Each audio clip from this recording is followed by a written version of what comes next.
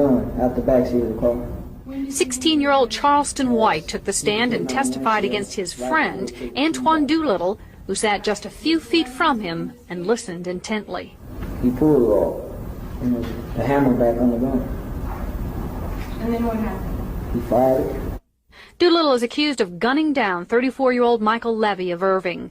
Levy attempted to stop Doolittle, White, and 2 other teenagers accused of shoplifting 3 sports jackets and a baseball cap from an Arlington mall in September of 1991.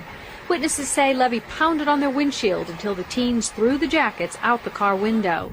Then Doolittle supposedly shot him in the back as Levy walked away. White repeated the conversation he says he had with Doolittle after the shooting. I said, look, you shot him. And what did he do? Started laughing. Levy had been married only 4 days when he was shot. But I always had my dreams of my Prince Charming. I found him. And it's hard to believe, but I did. And I believe in fairy tales because he made my dreams come true.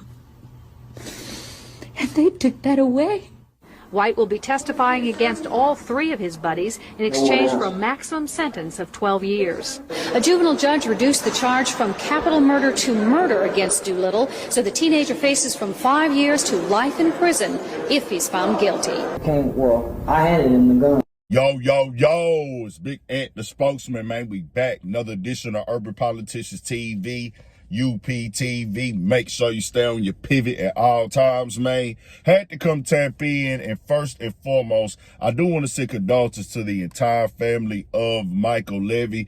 You seen right there, his wife was going through it back at that time, and no matter how long ago that was, he still got family out here that love and care about him, and somebody that you love and care about being shot and killed is something that you will never forget. So most definitely condolences up to them and prayers up. Rest in peace and God bless his soul. Now, when it comes to this conversation right here with Charleston White, I want to be all the way clear with y'all. It's all over the internet. It's all over Twitter. And that's the only reason I'm even speaking on it, because I know y'all going to come click in on it. I don't care about Charleston White being called a snitch. I'm not trying to identify him as a snitch. This is right here for me to raise awareness about the truth.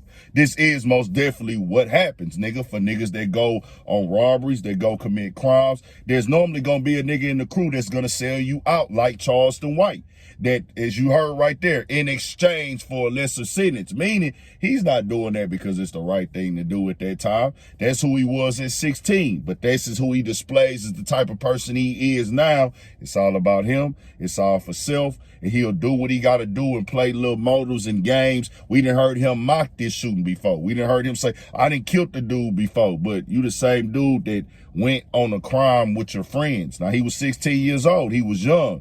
What he was supposed to do from there on out is not be disrespectful how he is right now. Because any man, you have to take accountability and responsibility for what you did. And to send other guys to prison that were your associates and friends, that's a choice you made. You was young at that time for sure. But your actions after that should be very different. Yeah, you came out and did community work. That's cool. We salute anybody outside who's helping the community, helping the kids, working in the environment and the conditions to keep people away from this. But then on the other side, you out here antagonizing, disrespecting, making fun of dead babies, trolling, really instigating and starting stuff, just being super disrespectful. You're all over the place. And this is what I want to tell people the truth. Like I said, I've never been to prison. I'm not finna be a paperwork party platform. I'm not robbing, I'm not killing, I'm not stepping, I'm not drilling, I'm not banging, and none of that. But I do got to speak the real to my community and culture, that what Charleston White did right there in real time and how he's acting afterwards in this real time that we are on, because he did that back in that real time. That was that day in real time. He wasn't ready for those consequences. Most niggas that age ain't. You gonna have something that hold it down and say, hey, we all did this together. We gonna all take our licks. Then you gonna have the ones that sell you up the river. You think that's your homeboy, you being loyal to something, you being true to something. Hey, nigga, I never rat out my brother. But then you get the real life deal when you get in that field inside of that courtroom. Them judges there, they offered him a deal. Hey, nigga, life in prison for you.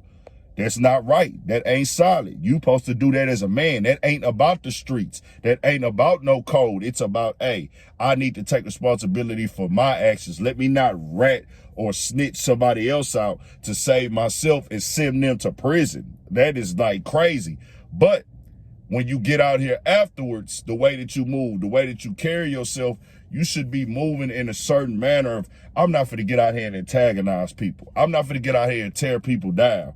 I'm not finna get out here and trash on other people and try to start chaos and controversy and do this to get analytics for myself so I can get this attention that I've been seeking my entire life. This is a lost, confused dude right here. And this is his claim to the game. This is not no new information with this. They just got it circulating in the news right now for some reason. Sometimes I feel that it's being promoted to keep him relevant, because how does he stay relevant?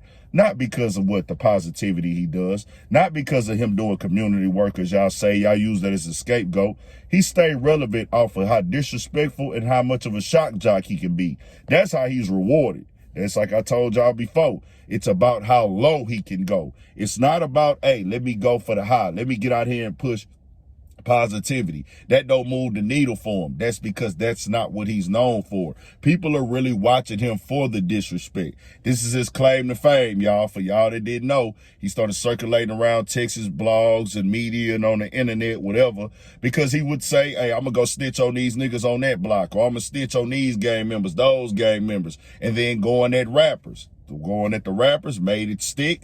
Next thing you know, he starts making the rap and hip hop blogs. Next thing you know, he's getting booked for interviews. And this is the most confused dude that you can see on the internet now. Ain't no excuses for what this guy does. We is not finna ever sit up here and act like it's okay to sell out your friends to the police because you don't want to take responsibility for your actions. I'm not the nigga that's finna go up to nobody and call nobody no snitch. I'm not the nigga that's finna go up to nowhere and beat nobody up. But I do want this to be clear. Not snitching and not telling is not about being tough. It's not being about being street when it comes to these police. It's about, you know that, hey, this man is gonna go to prison and be locked away if I tell on him. To save myself, though. I was a part of that crime as well. I was with it. But when it came time to face the consequences, I did a cowardly thing. I'm not finna do nothing to you. I'm not saying nobody else need to do nothing to you. But you need to be acknowledging that, and that's what you did, and be telling people, hey, I did this dirt. I did this foul stuff. I wasn't ready for the consequences of it, nigga. So that's why I told on my own homeboys to save myself. That's the message that need to be getting pushed. All the other chaos and garbage he does, whatever. I just want niggas to know this is nothing new under the sun. Everybody know that this is the game. If you look inside the places, niggas who telling, most of the niggas who done told on niggas who been told on in these yards and these prisons, they been told on by niggas they was cool with, niggas they called gang, niggas they called bro, or a nigga they did business with. It ain't, you know, they say civilians and civilians or regular people. Most of the time, the people that's getting these niggas locked up is they own homeboys, they crimies, or they co-defendants and stuff like that. It just is what it is. If you look inside of these prison yards, yeah, you're gonna have cases where civilians might have identified you on the witness thing or something like that. And most of the time, it be these niggas own people or other street niggas who got niggas locked up. But tell me what y'all think. We got more coming, more videos, all that. 1,000 for shit show. Stay on your pivot.